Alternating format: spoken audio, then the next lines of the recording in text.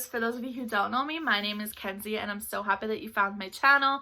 Today's video I'm going to be reading probably one of the best Reddit no sleep stories that I have ever read in my entire life. So let's just go right into this video.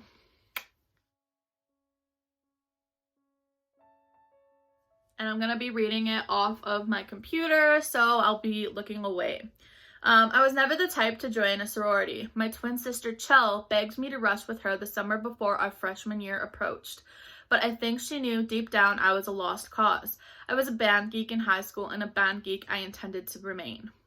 Don't get me wrong, this isn't some not like other girls bullshit. I was happy for Chell. I even got trashed on celebratory wine coolers with her when she pledged her sorority. We just had different interests. As long as she was happy, that's all that mattered. And I know she felt the same for me. How did I miss that she was so deeply unhappy? She threw herself off the bell tower in the center of campus less than 3 weeks before the end of the spring semester. I hadn't seen her in a couple of days. I was holed up in the library pulling double all-nighters to finish my final paper for Greek and Roman mythology. I woke up in the early afternoon on a Sunday to 10 missed calls from my mom and a text from Chell. Love you forever, Lou. I'm so sorry. 2:55 a.m. Witnesses say she jumped at 3:02. I skipped finals, took incompletes in all of my classes, and headed home to be with my mom. Alex, our best friend from high school, offered to bail on the rest of the semester too, but I didn't want him to lose his scholarship. Still, he made the 2-hour trip home every weekend to hang out with me.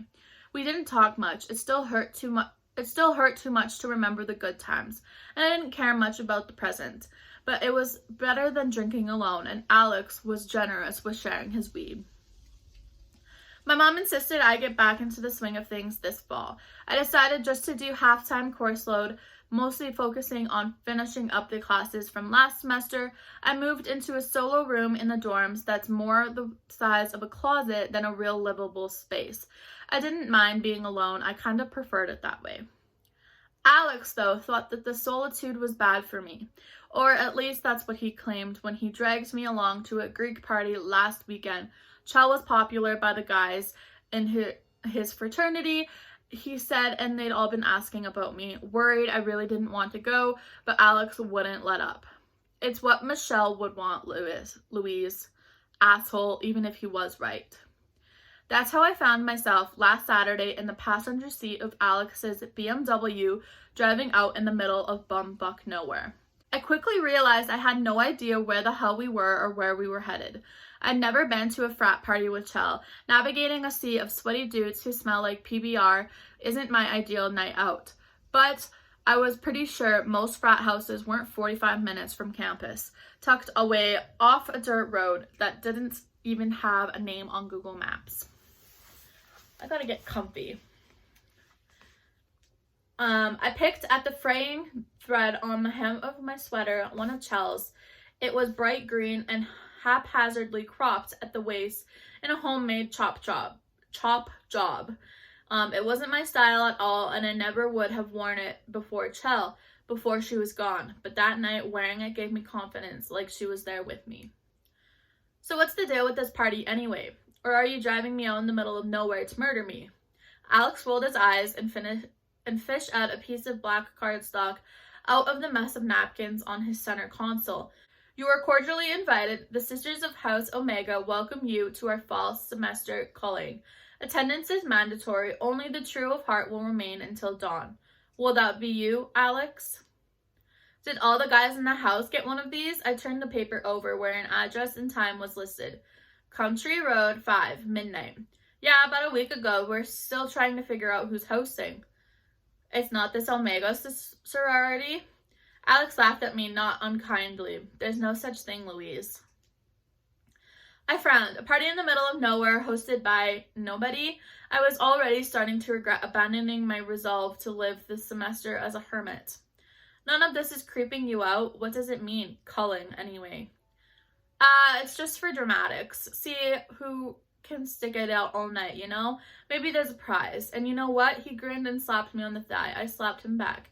We're not gonna pussy out. We'll be the winners, last one standing, just like old time. You with me?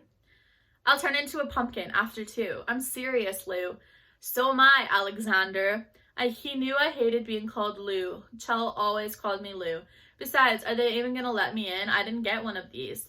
I shook the invitation in his face. I was starting to have a really bad feeling. If I'd known about all this weirdness beforehand, I would have already been in bed.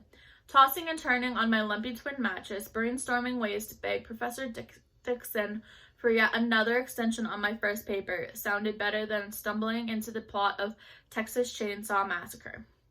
Come on, Louise. If it's lame, we'll bail, and they'll definitely let you in. I mean, you look just like her after all. They'll feel sorry for me? I took a grim satisfaction seeing the smile slip off his face. No, absolutely not. His lips pulled down into a frown, and I looked away. Louise, his large hand grasped my fingers gently. His voice had gone soft. I just mean that everybody loved Chell, and they'll love you too, just like she did. I looked out the window and blinked hard twice before clearing my throat. Fine, but the second I'm ready to leave, we're leaving. Prize be damned. Alex squeezed my hand and let go. Deal. We continued the drive in silence. Alex drummed his fingers on the steering wheel, and I scanned the empty fields on the side of the road. We'd pulled off on the country road over 10 minutes ago. We'd almost missed the turnoff, which was only marked by a small, weathered wood sign embossed with a gold Omega symbol. There was still no sign of a party. Alex. He shifted in the driver's seat and hunched over the steering wheel, squinting into the darkness. Yeah, I feel like we should have seen it by now. He laughed, high-pitched and thready. I continued unraveling the loose thread on the hem of Chell's sweater. The BMW crested on a large hill, and I let out a breath I hadn't known I was holding. A large white farmhouse stood in the valley below us. A fleet of Land Rovers and Mercedes parked haphazardly in the grass out front. Alex laughed much more genuinely this time and patted my knee as he parked next to Alexis. Relax, it's going to be fun. I mustered up a smile, but he didn't say anything. Alex grinned and I hopped out of the car. I peered up at the house.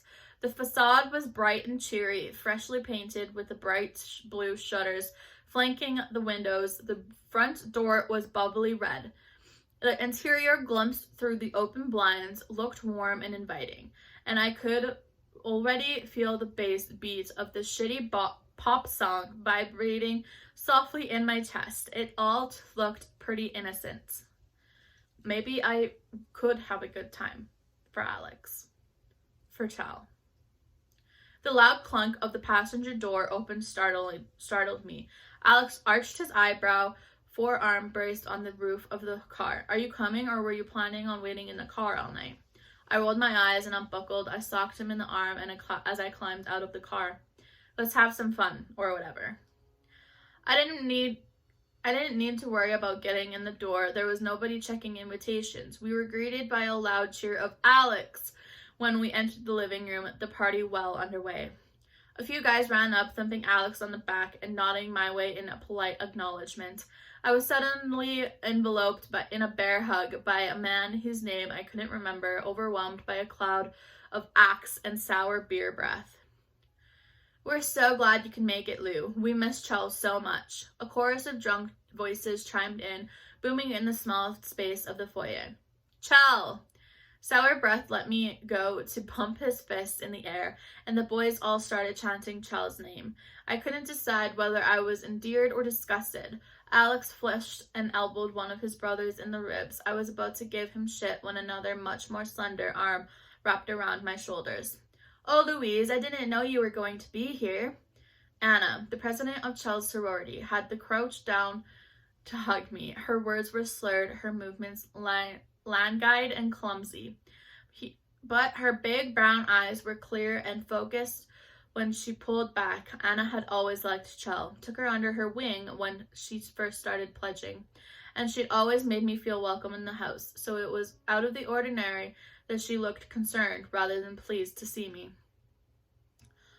Yeah, Alex said it would be cool. I glared in Alex's direction. He just shrugged. Anna's brow furrowed, but before she could answer, another voice chimed in, rich and melodic. Oh, I didn't realize this was Alex's party.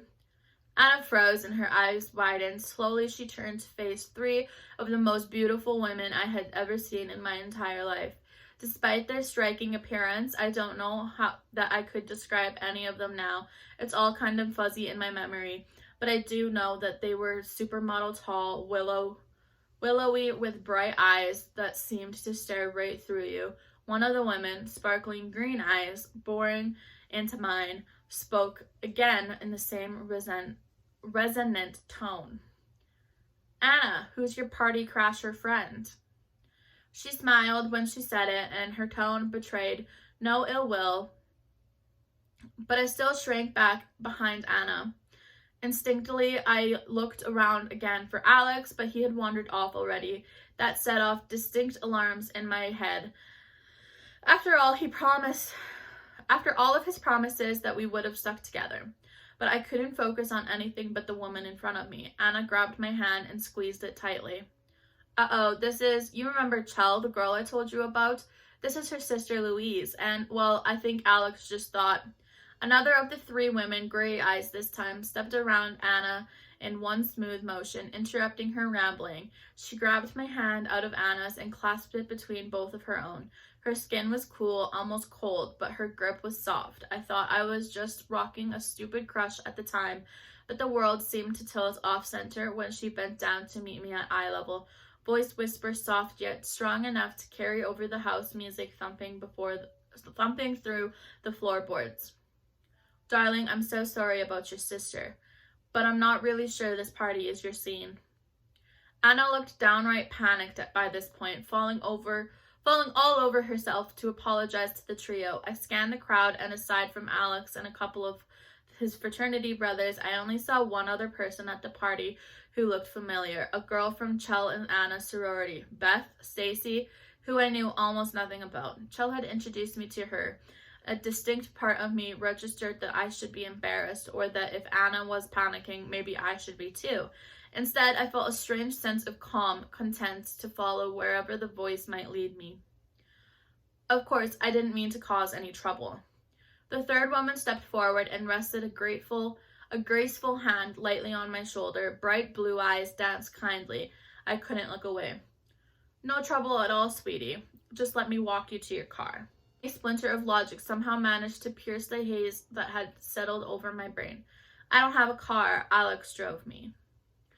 Gray eyes and blue eyes looked at each other for a few minutes, seeming to have silent conversations. Blue eyes finally sighed and turned back to me. Well then, I guess there's nothing for it. Want to keep me company in the kitchen?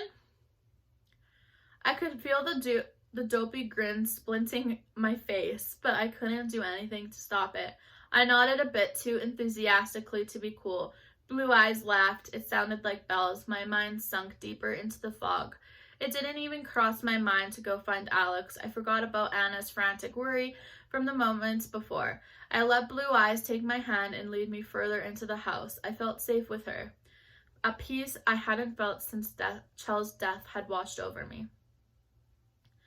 The next day, as the memories came back to me in flashes, I would somehow realize how off everything was. The whole house had this shimmery glow about it, like something out of a dream. Alex's fraternity brothers and the handful of girls from Chell's sorority drank from seemingly bottomless red solo cups and danced feverishly in the living room, pressed tightly together in a wreathing mass. The rest of the partygoers did shot after shot in the kitchen, a never-ending supply of vodka and tequila flowing freely, poured generously by the mysterious Sisters of House Omega.